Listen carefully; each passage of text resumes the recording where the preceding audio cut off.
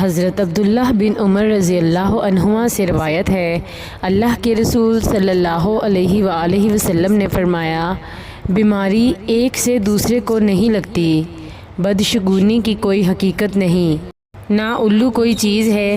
ایک اعرابی اٹھ کر آپ صلی اللہ علیہ وآلہ وسلم کے قریب آیا اور کہا، اے اللہ کے رسول صلی اللہ علیہ وآلہ وسلم، دیکھیے نا، ایک اونٹ کو خارش کی بیماری ہوتی ہے، وہ تمام اونٹوں کو خارش میں مبتلا کر دیتا ہے۔ تو آپ صلی اللہ علیہ وآلہ وسلم نے فرمایا، یہ تقدیر ہے، پہلے اونٹ کو خارش کس سے لگی؟ سنن ابن ماجہ، حدیث نمبر 86۔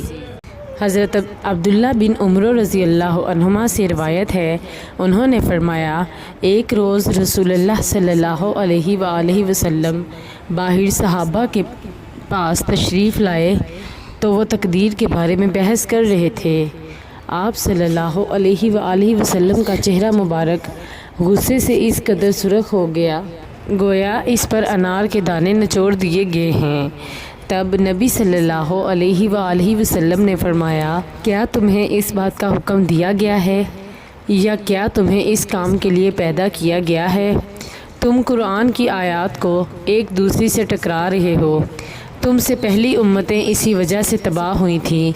حضرت عبداللہ بن عمر رضی اللہ عنہما نے فرمایا، مجھے رسول اللہ صلی اللہ علیہ وآلہ وسلم کی کسی مجلس سے غیر حاضر رہنے پر خوشی نہیں ہوئی جس طرح اس مجلس میں موجود نہ ہونے پر خوشی ہوئی۔ سنن ابن ماجہ، حدیث نمبر 85۔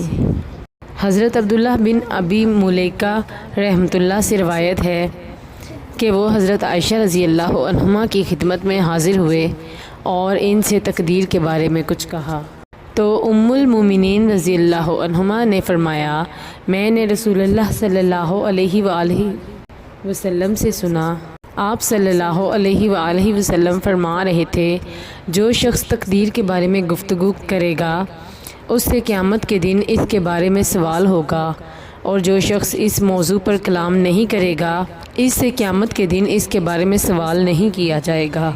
ابو الحسن القطان نے کہا، ہمیں خازم بن یحییٰ نے، انہیں عبد الملک بن سنان نے، انہیں یحییٰ بن عثمان نے اسی مالک بن اسماعیل کی مسل روایت بیان کی۔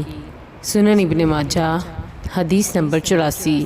حضرت ابو موسیٰ اشعری رضی اللہ عنہ سے روایت ہے، رسول اللہ صلی اللہ علیہ وآلہ وسلم نے فرمایا، دل کی مثال ایک پر کی سی ہے جسے ہوائیں چٹیل میدان میں الٹاتی پلٹاتی رہتی ہیں۔